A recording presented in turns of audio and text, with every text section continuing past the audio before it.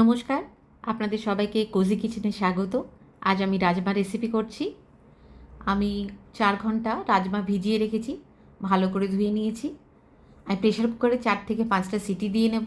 আদা রসুন পেস্ট করে রেখেছি আমি 2টো পেঁয়াজ আর একটা টমেটো ভালো করে স্লাইস করে নেব। টমেটোটা আমি ছোটো করে কেটেছি আর পেঁয়াজটা আমি স্লাইস করে নিয়েছি।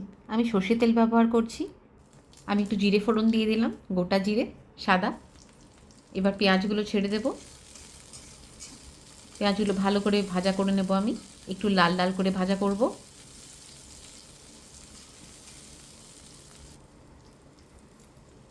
এবার আমি 2-3টে কাঁচা লঙ্কা ছেড়ে দিলাম এর মধ্যে। একটু নুন দিয়ে দিচ্ছি যাতে পেঁয়াজটা তাড়াতাড়ি জল ছাড়ে। দেখুন পেঁয়াজটা লাল হয়ে গেছে।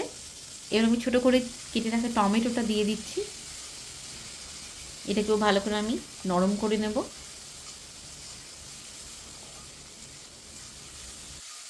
রাজমা খুবই ভালো একটা প্রোটিন সোর্স, যেটা আমরা ভাত বা রুটি দিয়ে খেলে এটা আমাদের শরীরে ভালোভাবে আমরা অ্যাবজর্ব করতে পারি।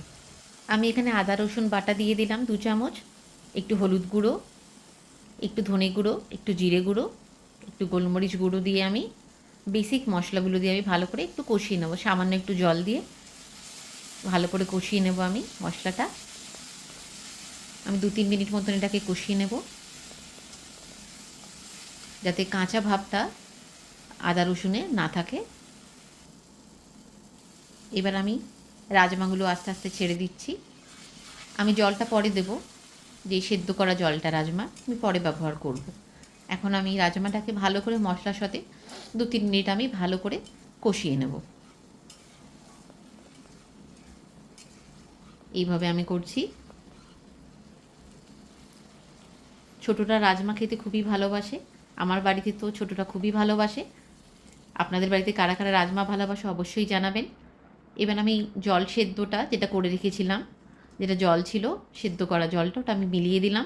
একটু গরম মশলা গুঁড়ো দিয়ে দিলাম। এটা খানিকক্ষণ আমি একটু রান্না করে নেব।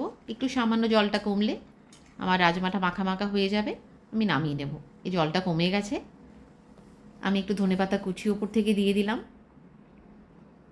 আর গার্নিশ করেছি আমি একটু সামান্য ক্রিম দিয়ে দিয়েছি ওপর থেকে। কি সুন্দর দেখতে লাগছে দেখুন, আর খেতেও খুব সুন্দর হয়েছে। অবশ্যই এই রেসিপিটা আপনারা বাড়িতে ট্রাই করবেন। আমার রেসিপি আপনাদের ভালো লাগলে অবশ্যই লাইক শেয়ার করবেন।